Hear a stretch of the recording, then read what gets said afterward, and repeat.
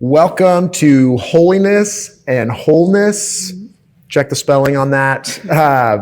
But these are two things that really allow us to bring our best selves to our marriage. And we talked about this in the very first session. We talked about what the ideal state of a marriage is. And part of that, there's two kind of things that kind of sound the same, but are different. And that is our wholeness in terms of us as an individual. How whole are we? Do we have baggage? Do we have certain issues that, kind of make us incomplete? And as Christians, as failed human beings, we all have issues. So this isn't meant to imply you have to be 100%, but we need to acknowledge who we are, and we need to try and work on, which is our 3 for 3 mantra, our emotional, spiritual, and physical aspects of who we are individually and collectively as a couple. So that's what we'll be talking about, is that wholeness of me as an individual, and then the holiness, and that is our relationship with God and the importance of us being united with Him and tapping into all the tools and the Holy Spirit and how He helps us in our relationship.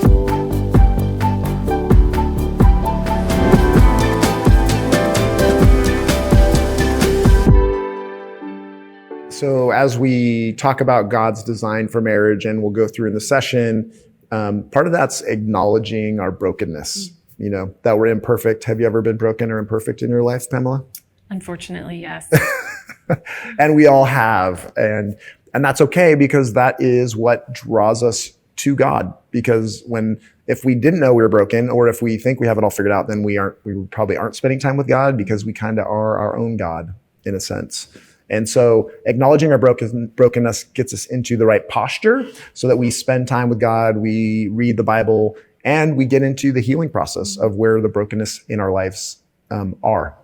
And that healing and that growing can occur in a lot of different venues. When you, went through your past trauma, when you recognized your brokenness, where did that take you? Well, it took me to my knees, first of all, because I don't think there's really a lot of places that it wouldn't take you besides your knees when you are feeling as much trauma and sadness and heartbreak as a divorce causes. So I think, in a way, God's designed that to call us back to Him, even though we wonder why we are in that scenario and we think that God is not with us and that's why we are broken.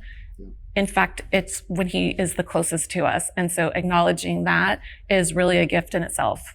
Yeah, that's very true. And, similar for me. And where you go with that brokenness and where you do the healing, that can vary. That can be with, a Christian brother or sister, who maybe it's someone older or wiser that helps you walk through that and do the healing. It might be in a small group or in our case, I know we spent some time with professionals, because of all that had occurred.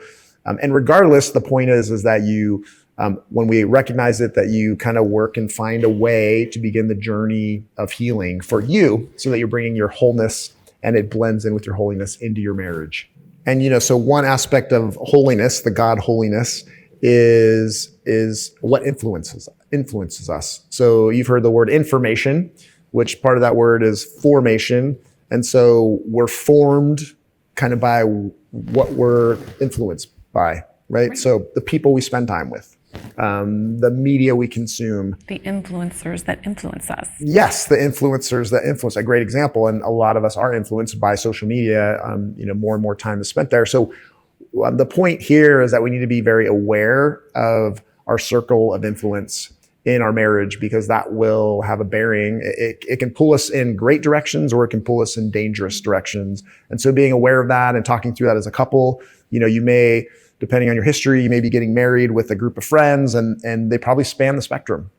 And, our advice to you as it relates to friends that might pull you in the wrong direction is thinking of it as a scale. And so if I have enough people in my life that are keeping me grounded in my walk with God, then that gives me the safety and security to spend time with people that might be pulling me in the other direction, in the form of ministry, in the form of loving them without judgment, of being a light in a dark world.